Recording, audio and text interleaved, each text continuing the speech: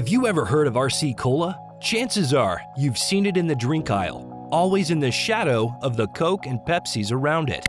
It might seem irrelevant now, but there was a time when RC Cola was a top-selling drink. If you're old enough, you probably know what I'm talking about. Today, we will be talking about the untold, tragic story of RC Cola. What caused its decline? Well, stick around till the end as we answer this intriguing question and more as we delve into the tragic past surrounding RC Cola. Without further ado, let's begin the video. The story of RC Cola dates way back to more than a century ago, around 1903. That's when the Hatcher Grocery Store opened. Based in Columbus, Georgia, the store specialized in buying wholesale products and selling them at a profit. As a result, they had a wide variety of items that they used to buy and sell. The business was running as usual, but when the popularity of soft drinks started to rise, the Hatchers wanted a piece of the pie and thus tried to expand their wholesale business into the soft drink industry. As a result, Claud A. Hatcher, who was leading the proceeding at the store during this time, started to purchase large quantities of Coca-Cola from Columbus Roberts, who was the local company salesman. Keep this name in mind as he is important later on in the story. The Hatchers were getting normal wholesale discounts, just as a business is run. However, Claude saw how many sales they were generating in this local area, and thus the Coca-Cola company was profiting a lot as a result. Thus, he believed that their efforts should be rewarded, and they should be given a special discount from Roberts. Roberts, however, refused to give a discount, which led to hostility between the two. After an exchange of words, the Hatchers vowed to never buy Coca-Cola again, and were committed to beginning their own soft drink company, something that could rival Coke. Thus, Claude started to begin making a formula for a new drink. I am sure you can see where this story is going from here. This was the birth of RC Cola. It all happened over a disagreement. Funny, isn't it? You must be wondering, how could the Hatchers make a good drink, let alone challenge a huge international company like Coca-Cola? Well, surprisingly, they did manage to do it, but they took a slightly different route. Initially, Claude devised a formula for a ginger ale. Now, like Coke, ginger ale is also a carbonated drink, and thus, weirdly enough, the first drink the Hatchers made was pretty successful.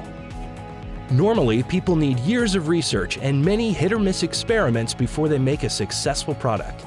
The drink was so popular that the Hatchers abandoned their wholesale business, which was going decent to be honest, and instead focused on their ginger ale business full-time. They continued to sell their ginger ale for years and continued to rake in all the money. However, after a while, selling only one thing gets redundant. In order to flourish, one needs to expand his business. Moreover, the Hatchers could see that Coca-Cola was dominating the soft drink industry, and thus they planned on introducing a similar product. And they should, because it was obvious that Coke was more suited to a long-term project, as it is consumed all over the world, compared to ginger ale that's only drunk in a few countries. The Hatchers had gained enough experience in the soft drink business to roll out their own version of Coke that could rival Coca-Cola. Thus, as you can see, everything was in place for the Hatchers to finally rival their old nemesis, Coca-Cola. The Hatchers knew that they had to bring in a slightly differentiated product that would attract Coca-Cola customers toward them. They couldn't just make another Coke, as it wouldn't be as good as Coca-Cola, as it took years for them to perfect the taste. And who wants to drink something that is inferior to what they're already drinking? Thus, the Hatchers introduced Chero Cola. Now this was a perfect strategy, as introducing something slightly different, like a cherry-flavored Coke, would attract a lot of attention. People saw it as a slightly different, refreshed take on cola, and thus sales started to skyrocket soon after it was released. Quickly, it overtook their ginger ale lineup to become their best-selling product.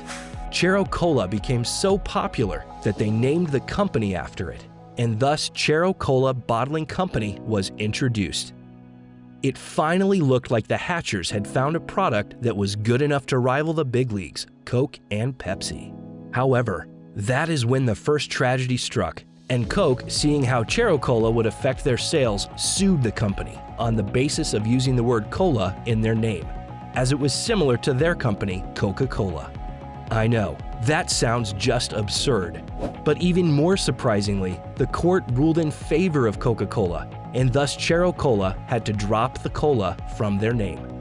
Now, as I told you all before, the reason for their success was that Chero Cola was relatable to Coca-Cola, and thus people saw it as a substitute for Coke. However, with the cola gone from their name, that connection wasn't there anymore. Their sales dropped drastically. Chero, as a result, wasn't a force in the soft drink industry anymore. Seeing how their sales had dropped, the Hatchers introduced Knee-High, another drink that was fruit-flavored. The drink was decent in sales, but obviously was nowhere near the level of popularity Chero Cola had reached. Later, Claud died, and thus the company lost its founder and innovator. They needed someone bold and experienced to help them become successful. And that is where Hilary Mott comes into play. Previously, he was the head of sales, and thus he had a great idea for the products and what sold the most. As soon as he handled the reins, he started to cut out the products and focused on the real moneymakers. Under Mott, the company started to relaunch its cola beverage under the name Royal Crown. They had a proper plan in place and hired actors to advertise and endorse the product. In the 1940s, it was also revealed that they could also use the name cola in their products, and hence they changed their name to RC Cola. Thanks to their marketing techniques, RC Cola quickly became popular and hauled in a lot of profits for the company. Thanks to the sales of the RC Cola lineup, the 1960s were the best years for the company. RC Cola was selling at a good pace, and thus the company had room to expand. But they needed to make sure that their next product was something revolutionary that would catch attention worldwide. Hence, they came up with the name Diet Right, which was similar to Coke, but did not have any sugar. This is before Diet Coke or Pepsi Zero were a thing. They used a sugar alternative known as cyclamate. Diet Right instantly became a hit, and now the company had become a direct competitor to Coke and Pepsi. However, here their second tragedy hit them, and the US government banned cyclamate. That meant the end for Diet Right. Even if they could find another sugar alternative, the public had stopped buying diet sodas for a while.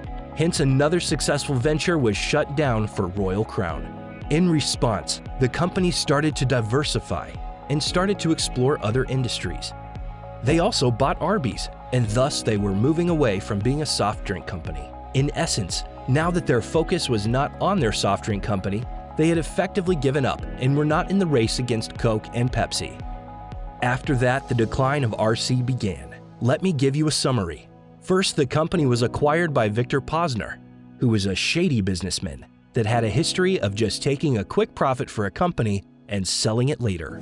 As a result, he sold it to another person who named it Triarch. This greatly ruined RC. Triarch bought Snapple and later sold it all, along with RC, to Cadbury. Cadbury then sold it to a Canadian company called Cott. Now, it is a small company churning out small profits.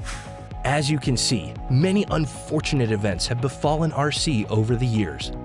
If the court had not ruled in favor of Coca-Cola over the name Chero Cola, maybe they would have been successful by now. Funnily, later the name cola was allowed.